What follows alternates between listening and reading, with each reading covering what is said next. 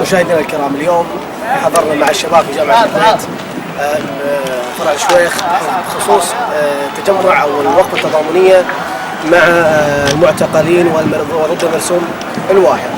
طبعا نشكر الاستاذ احمد عايد المطيري على هذه الدعوة الكريمة وهذا العمل الجميل اللي جمع الشباب على حب الكويت، ومثل ما نوه وسمعتوا قبل شوي وراح تسمعون الان ان هذا الشباب تجمعوا على حب الكويت. ونشكر ايضا العميد رئيس العمدة على استجابته لهذه الدعوة واستجابته لهذا العمل.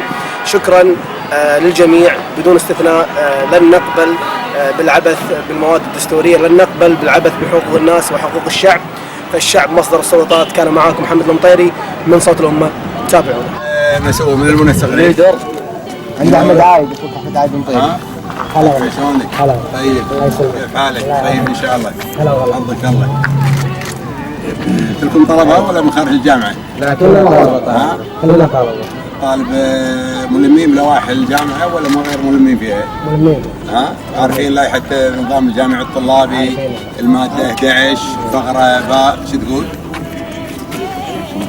قول لي. لا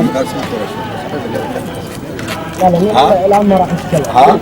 لا ما شو، لو سمحتوا اعلام ما ابي احد، لو سمحتوا ما ابي احد، ما ابي تصوير، ما ابي، لو سمحتوا ما يخالف، لو سمحتوا انت تصور تاخذ لو سمحتوا قلت علم بالماده 11 تردي لو سمحتوا الله يخليك ما يخالف. تعال معي تعال معي خلاص خلاص بعيد عن الاعلام تعال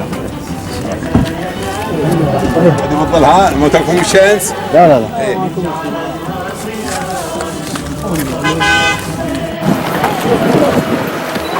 ونشكر رئيس العمادة ونشكر تعاون الأمن والسلامة معنا. اليوم وصلت رسالتكم وقفتكم الاحتجاجية هذه. ما احنا محتاجين مسيرة، ما احنا محتاجين شيء غيره. اليوم وقفة احتجاجية، اتوقع انتم وصلتوا الرسالة، واليوم العدد هذا كافي، وحتى لو يجي عدد ثاني احنا نعتذر منهم.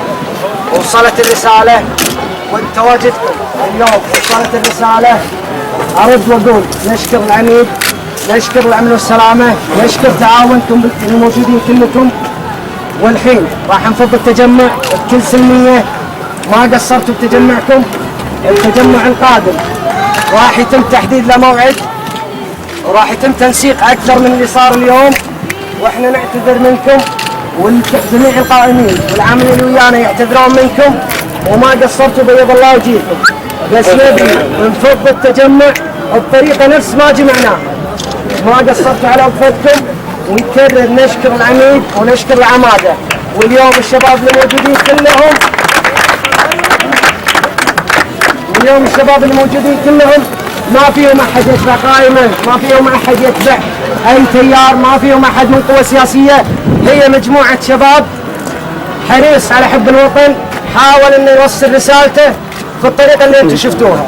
والحين نقول لكم مشكورين يا شباب، ونبي نفض التجمع نفس ما تجمعنا بطريقة سلمية، وكل واحد يرجع لكليته. ومشكورين يا شباب، الله يعطيكم العافية. أحمد مشكورين. صوت الأمة، ونفس ما شفتوا هذا التجمع. الحين نفض التجمع الحمد لله طريقة سلمية، كان تعاون من العمادة، كان تعاون من الأمن والسلامة، كلهم ما قصروا، تعاون الشباب الموجودين. الحين نفض التجمع، واذا كان في بيصير شيء بالمستقبل راح يوصلكم بالمواقع التواصل الاجتماعي. رسالتك احمد بخصوص هذا التجمع، ليش سويت التجمع هذا؟ اليوم التجمع هذا حصل لعدة اسباب. اول شيء للاخوان المعتقلين، ثاني شيء ضد مرسوم الصوت الواحد، ضد المجلس القائم الحالي. فمجموعة من الشباب استمعوا لتوصيل رسالتهم بهالطريقة، كانت طريقة سلمية، شباب أكاديمي، شباب مستقبل، حبوا أنهم يجتمعون يوصلون الرسالة. وإن شاء الله اليوم الرسالة وصلت، وإذا كان في شيء في المستقبل راح يوصلكم عبر التواصل الاجتماعي. أحمد اليوم تجمعكم الأعداد راح فيها سلبية عليكم، في خطر عليكم؟ ما في، إذا كان عدد زايد أو ناقص أي سلبية. اليوم هم مجموعة أشخاص حبوا يعبرون عن رأيهم، إن كان شخص ولا إن كان 100 شخص. اليوم إحنا كان في مفروض إن نكون في باركينج 12 وغيرنا المكان، جينا هني. اليوم في مجموعة من الشباب ما عرفوا المكان هذا، هذه فكره للشباب، وهذه على قولتهم نقطه البدايه، والله يوفق الشباب ان شاء الله. بالتوفيق احمد. الله يجزاك.